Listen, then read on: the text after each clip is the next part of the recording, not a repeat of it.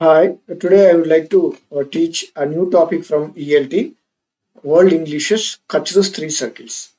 So, Braj Bihari Kachru, అతను ఒక Indian American linguist భాషా శాస్త్రవేత్త ఈ coin the term world ఇంగ్లీషెస్.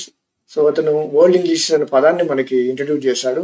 He was born in 1932 in Srinagar, Kashmir. So అతని యొక్క famous model three circles of English అంటారు. సో ఇందులో అతను he work as a professor of linguistics at the university of Illinois. అతని యొక్క famous work alchemy of English.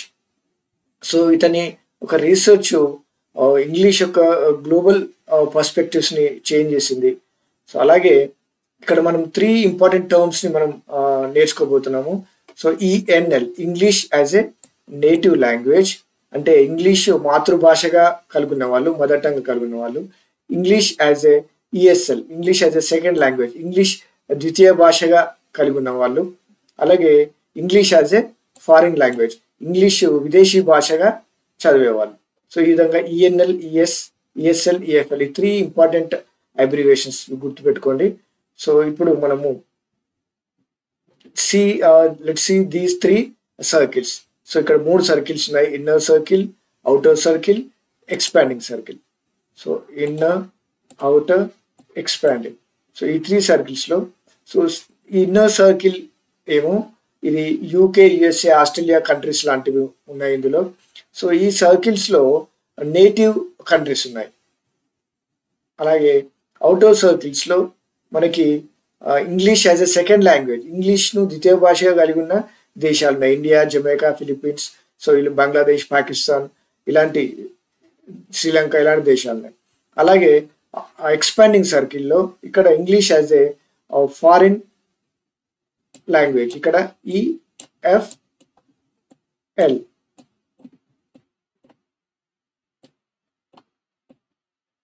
Okay, so ఇది ఈఎన్ఎల్.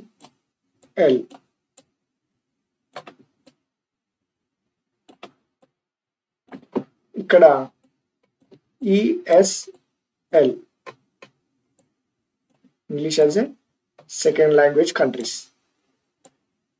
Okay, so డీటెయిల్గా చూద్దాము. సో ఇప్పుడు ఈ ఇన్నర్ సర్కిల్ గురించి చూద్దాం. సో ఇన్నర్ సర్కిల్స్లో మనకి ఇంగ్లీష్ను ప్రైమరీ లాంగ్వేజ్గా, అంటే ఫస్ట్ లాంగ్వేజ్ L1గా వాడే దేశాలు ఉన్నాయి. సో అందులో మనకి మేజర్గా బ్రిటిష్, అలాగే అమెరికా, అలాగే కెనడా, ఇవన్నీ ఆస్ట్రేలియా, న్యూజిలాండ్ వంటి దేశాలు ఇందులో మనకి వస్తాయి అన్నమాట.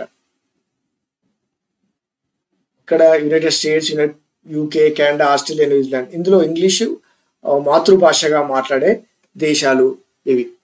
సో ఇందులో మన క్యారెక్టరిస్టిక్స్ చూద్దాం. So English is the native language for most speakers, ఇక్కడ ఇంగ్లీషే మాతృభాషగా ఉంటుంది ఈ దేశాలలో. సో ఇన్నర్ సర్కిల్లో అలాగే ఇందులో అన్ని it dominates all domains of life. So education కానీ, గవర్నమెంట్, మీడియా, అన్నిట్లలో ఈ ఇంగ్లీష్ లాంగ్వేజ్ డామినేట్ చేస్తుంది. సో వీటిని మనము, ఈ కంట్రీస్ని మనము నామ్ ప్రొవైడింగ్ అన్నారు కచ్చు. సో నామ్ ప్రొవైడింగ్ అంటే ఏంటి అంటే ఇవి ఈ కంట్రీసే ఇంగ్లీష్ యొక్క స్టాండర్డ్స్ని సెట్ చేస్తాయి, ఇంగ్లీష్ యొక్క యూసేజ్ యొక్క స్టాండర్డ్స్ని సెట్ చేస్తాయి. అందుకే మనం British English, American English, Canadian English, Australian English అని అంటున్నాం. సో ఇందులో ఇన్నర్ సర్కిల్లో ఇంగ్లీష్ని ప్రైమరీ మీన్స్ ఆఫ్ కమ్యూనికేషన్గా వాడతారు. సో ఇది ప్రాథమికంగా కమ్యూనికేషన్ కోసం వాడేది ఇంగ్లీష్ మాత్రమే అందులో. అలాగే ఈ ఇన్నర్ సర్కిల్లో ఉన్న నేటివ్ స్పీకర్స్ ఏంటి, ఈ వరల్డ్ ఇంగ్లీష్లో వాళ్ళ రోల్ ఏంటి అంటే ఇట్స్ ఎ ట్రెడిషనల్ సెంటర్. అక్కడ నుండే మనకి లాంగ్వేజ్ అరిజినేట్ అయింది, తర్వాత ఎవాల్వ్ అయింది, అక్కడనే ఉద్భవించి అక్కడ నుండి ఎవాల్వ్ అయింది, వ్యాపించింది. సో అలాగే ఇందులో మనకి ఈ స్టాండర్డ్ ఇంగ్లీష్ లేదా ఈ native speakers English, native language, వీళ్ళే డిక్షనరీస్ను, గ్రామర్స్ని మనకి చేస్తున్నారు. సో ఎడ్యుకేషన్ మెటీరియల్ చేస్తున్నారు వీళ్ళందరూ. సో అందుకే మనకి Oxford English, Merriam Webster English చూస్తున్నాం. So next second circle, outer circle. So outer సర్కిల్స్లో మనకి ఇంగ్లీషు నేటివ్ లాంగ్వేజ్ కాకుండా ఉండే దేశాలు ఉన్నాయి. ఇంగ్లీష్ నేటివ్ లాంగ్వేజ్ కాకుండా ఉండే దేశాలు ఏంటివి? ఇంగ్లీష్ సెకండ్ లాంగ్వేజ్గా ఉండేవి, L2గా. అంటే ఇంగ్లీష్ను ద్వితీయ భాషగా తీసుకున్న దేశాలు అంటే మన ఇండియా లాంటి పాకిస్తాన్, ఇండియా, శ్రీలంక, బంగ్లాదేశ్ ఇలాంటి దేశాలు ఉన్నాయి ఇందులో. సో ఇవి ఈ ఇంగ్లీష్ సెకండ్ లాంగ్వేజ్ వాడుతున్న దేశాలు ఎవరు అంటే వీటికి కాలనైజేషన్ అనే హిస్టరీ ఉంది, కాలనియల్ హిస్టరీ ఉంది. అంటే ఈ దేశాలను వీళ్ళు అమెరికా కానీ లేదా బ్రిటిష్ కానీ వాళ్ళు ఆక్రమించుకొని పరిపాలించిన చరిత్ర ఉంది. సో అటువంటి దేశాల్లో ఇంగ్లీష్ యాజ్ ఎ సెకండ్ లాంగ్వేజ్గా ఉంది. సో ఇక్కడ ఈ ఇంగ్లీష్ ఈ దేశాలలో English as a second language ఉన్న దేశాల్లో అవుటర్ సర్కిల్లో ఉన్న కంట్రీస్లో ఇంగ్లీష్ని వాళ్ళు లోకల్ వెరైటీస్ని డెవలప్ చేసుకున్నారు. వాటిని న్యూ ఇంగ్లీషెస్ అంటారు. అందుకే మనకి ఇప్పుడు ఇండియన్ ఇంగ్లీష్ను Bharat brand of English, Indian English అని, అలాగే సింగపూరియన్ ఇంగ్లీష్ అని, సో అట్లా కెనియన్ ఇంగ్లీష్ అని, ఆఫ్రికన్ ఇంగ్లీష్ అని ఇట్లా వెరైటీస్ మనకి చూస్తాం. సో ఇందులో అవుటర్ సర్కిల్లో ఉన్న క్యారెక్టరిస్టిక్స్ ఏంటో చూద్దాం.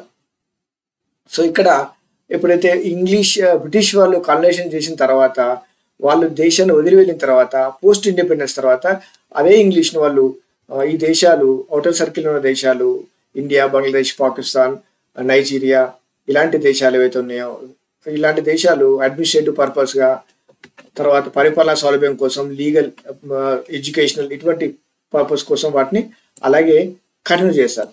సో ఇక్కడ ఈ దేశాల్లో ఈ అవుటర్ సర్కిల్లో ఉన్న దేశాల్లో ఇంగ్లీషు అఫీషియల్ లాంగ్వేజ్గా ఉంది, లేదా కొన్ని దేశాల్లో కో అఫీషియల్ లాంగ్వేజ్గా ఉంది.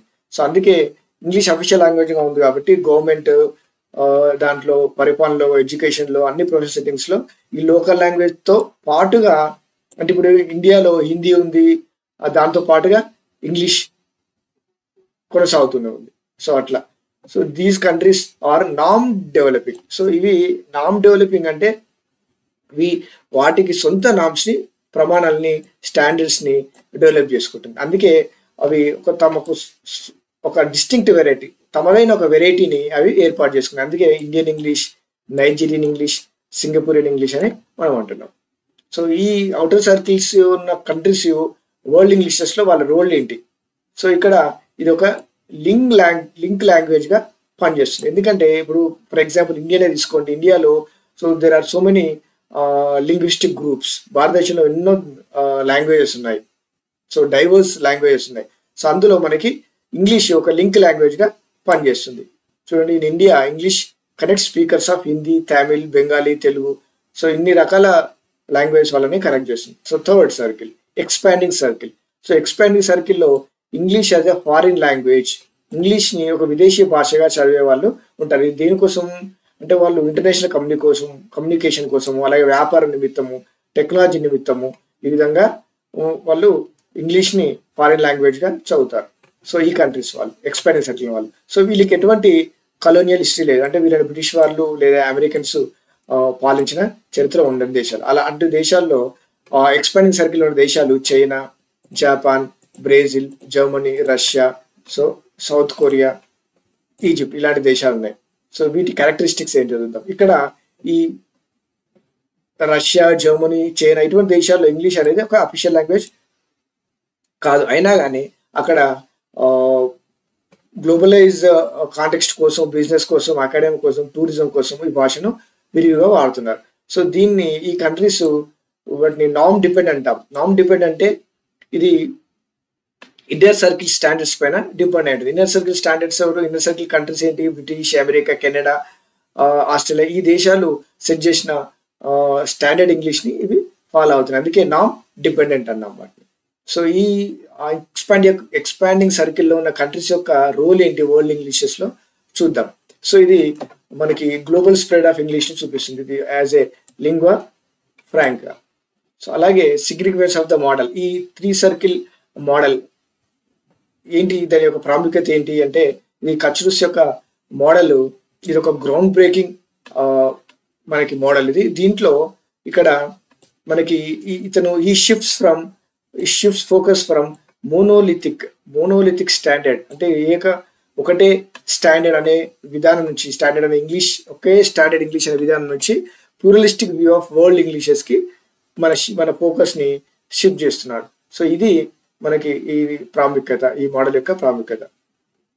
సో ఇక్కడ pluralistic view of world Englishes. So thank you for watching this video. If you haven't subscribed my channel, please subscribe it for more videos. Thank you very much.